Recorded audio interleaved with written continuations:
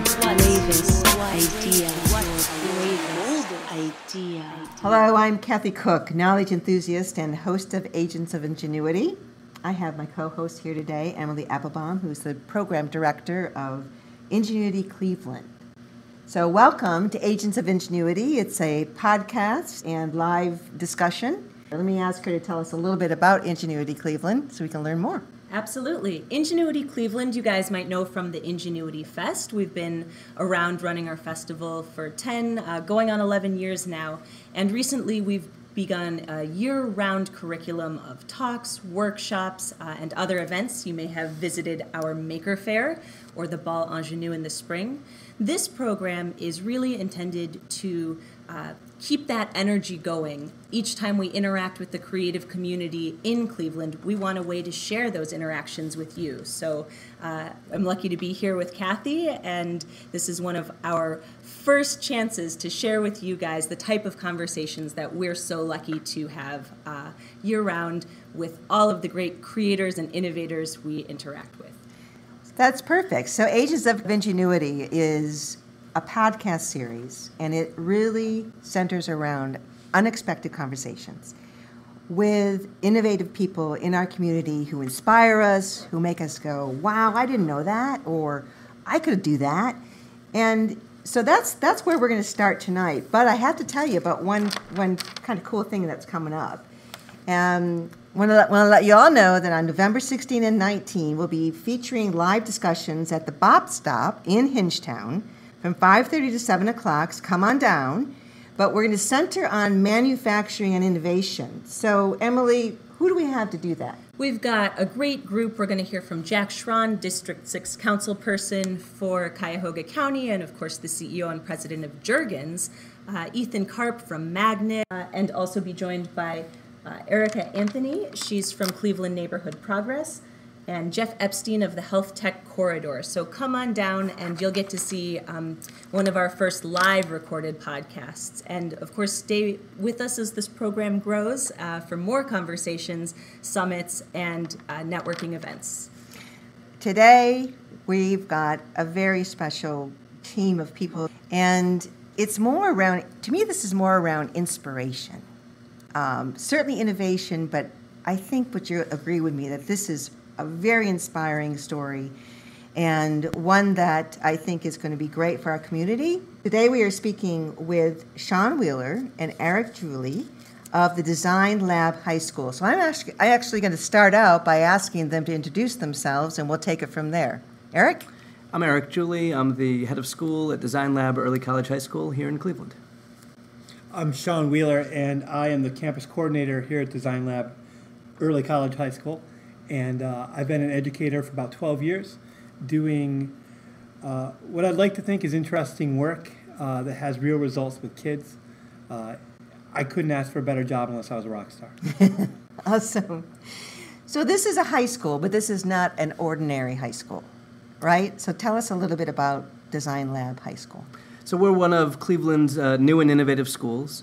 We're in the portfolio of schools that have been charged with doing teaching and learning differently in the city. And so for us, we intend for students to start with real problems and end with an audience. And all of our learning is integrated into real-world problems and real-world application in the community. So what's an example of that? Make it real-world for our audience. One of the great examples that we came up with early was we were able to have gifted to us 100 shipping pallets from Forest City here in town. And we got all these pallets because we didn't have a materials budget to buy wood. And so we wound up getting 100 shipping pallets and putting them in the middle of the cafeteria so that when kids and staff came into the school, they saw this tower of shipping pallets. And then, of course, we were stuck with what do we do with them? What problems are we going to solve using this material? Fortunately for us, we went directly to our staff because we think a lot of great ideas come from teachers, right? I think one of the big problems in education is that teachers wind up without much of a voice as things are more top-down than bottom-up. But we started with the bottom-up and went to teachers, and it was our phys ed teacher who said, I don't have the equipment I need to get kids as healthy as I want to get them. So what if we use those shipping pallets to build aerobic steps for my first unit about aerobic activity? So we had students first figure out what aerobic steps were, and then look at the materials we had, modify the design of a traditional aerobic step to what we could use. Students then kind of prototyped, they dreamt up different ways of doing it, and we got to work ripping apart pallets. One of the neatest things is because the audience was the students themselves, they wanted to make it really safe, right? Because they were going to be the ones who, if it didn't work, they were going to break their own ankles. And so it ensured quality control because they knew that they were designing for an audience that could be them. And so that was the first project we did. And then the second thing we were able to do was team up with Ingenuity Cleveland and meet a need that they had for a seating area at the festival. And that was a much larger project. And great things came of that as well. That's cool. It was really amazing for us at Ingenuity to begin to engage in that process with the kids, sending a design problem to them and getting their work process back and being able to start that level of critique that really treats the kids like professionals. And we found on our end, once we started getting their designs back, we actually had to change the parameters of what we had asked of the kids. So they really helped us think through the space, and ultimately it was wonderful to see them out at the festival the day of installing.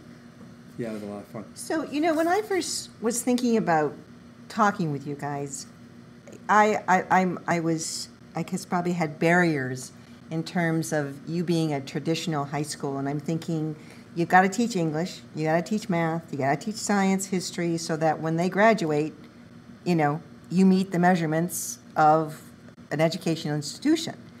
So how do you do that with your way of teaching? So we're a Cleveland public school. So we are accountable for all of the state tests that any public high school in the state of Ohio is accountable for. And we're just coming at the learning through a slightly different lens, right? We believe that learning by doing is a much more engaging way to attack English and math and science and social studies than, in math. I learned math by doing problems 1 through 50 odd, over and over again in my textbook. And so in our first pilot project with the aerobic steps, I watched students measuring and figuring out perimeter and figuring out area. And when the answer to problem number 22 in the textbook is 4 1/4, and you get about 4, you think, oh, I got that right. I'm close enough. I know how to do this. But when you're making an aerobic step that you need to use in gym class, and the answer is 4 1/4 inches, and you measure it as 4, you can't nail it together, and it doesn't work, and you didn't get it right. And that has a whole other meaning than getting 7 of 10 right on the quiz or 8 of 22 correct on the questions at the end of the chapter. It's purposeful, it's meaningful, and it matters because it's solving something that's real.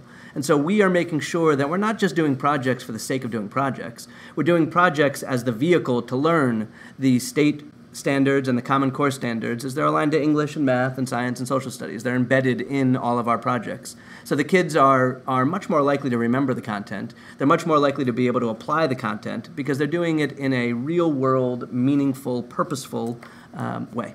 And we're shifting from a very prescriptive approach that's run American education for 150 years to being very much in a descriptive mode as educators. Right? We're waiting for the learning to emerge and then describing it with students. This is a fundamentally different approach to education than I ever experienced, or that as an educator when I go visit other schools.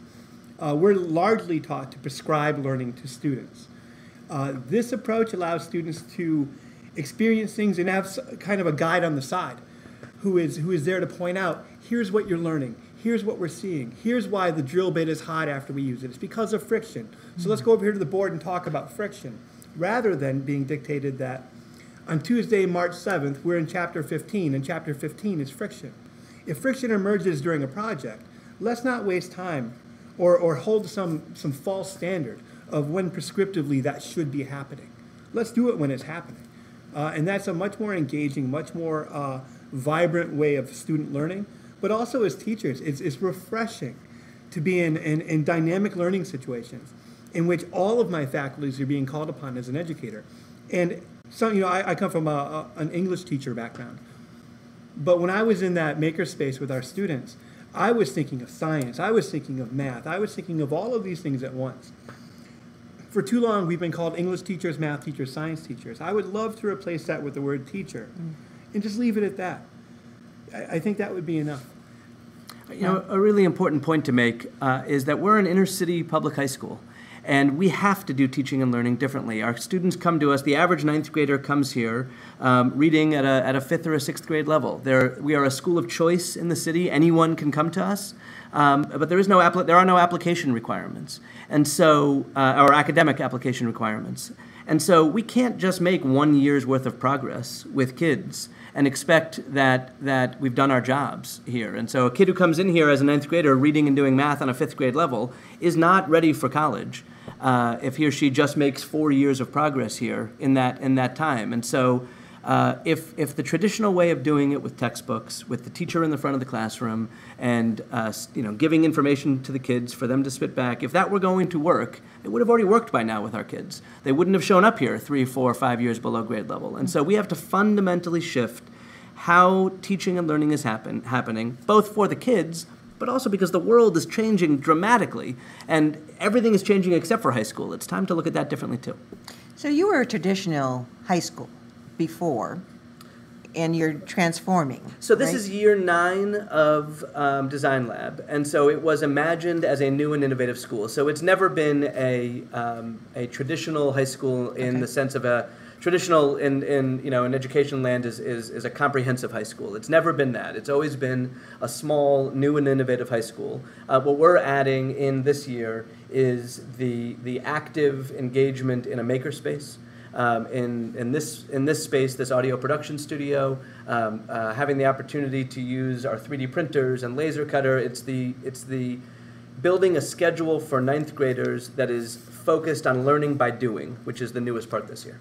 Can I just get granular for a minute on how that actually works? Because Kathy, you asked such a great question earlier when we were in the makerspace that Eric is speaking about. We were kind of looking at the tools and the tables, and you said, okay, so I can imagine the value of having kids in this space, and I can see how it, would complement a class in English, a class in math, a class in science, and then to have a class in the makerspace. And Sean and Eric actually corrected us and said, no, you don't understand. We're in here for every single class. So tell us a little bit about how you've begun to actually build your schedule. How is it that you get the science teachers to come into the makerspace and imagine what projects are in there? How is it that you come to a need, and then it sounds great, to reach out to your faculty and say, well, in English class where we're building this project, we've come up against this problem.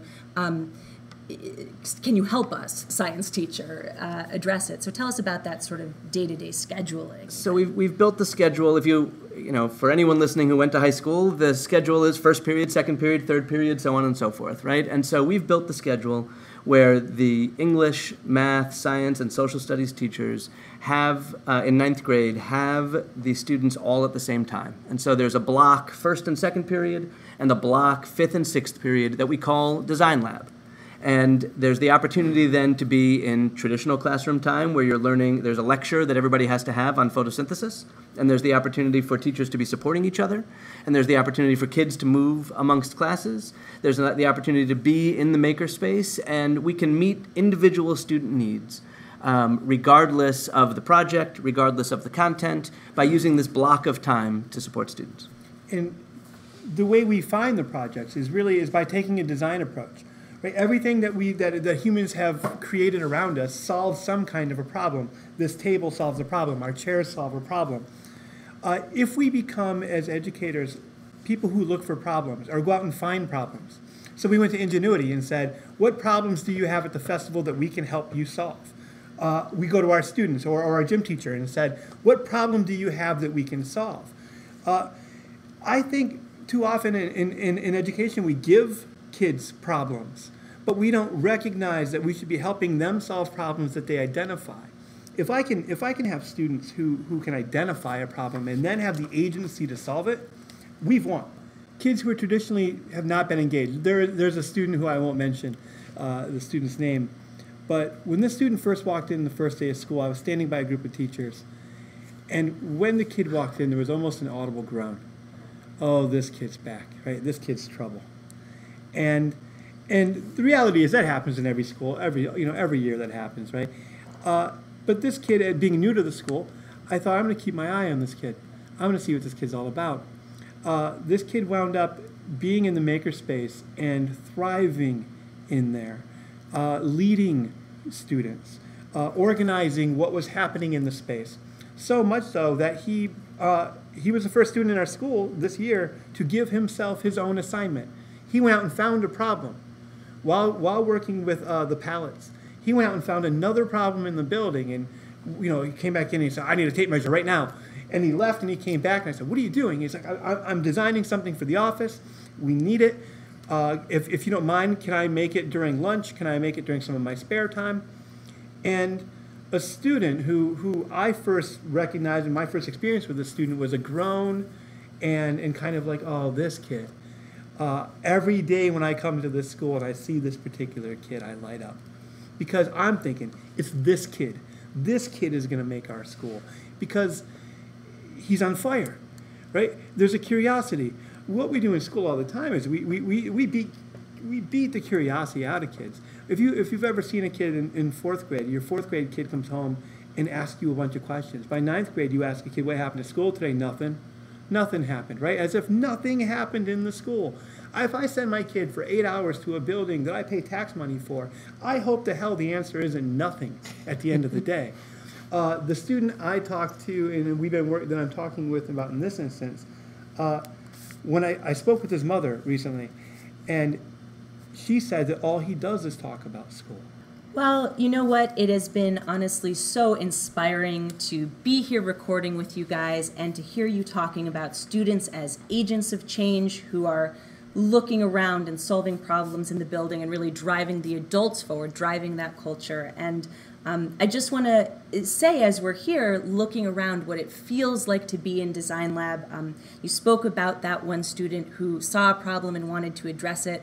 Right now, we're here speaking with Sean and Eric in a recording studio, a media studio that has different colors of paint on the walls, and you can see right now that there's still the masking tape where somebody was painting. It hasn't yet been peeled away. There's crates of new materials ready to be unpacked. There's student and adult notes about how to organize the space, what should go where.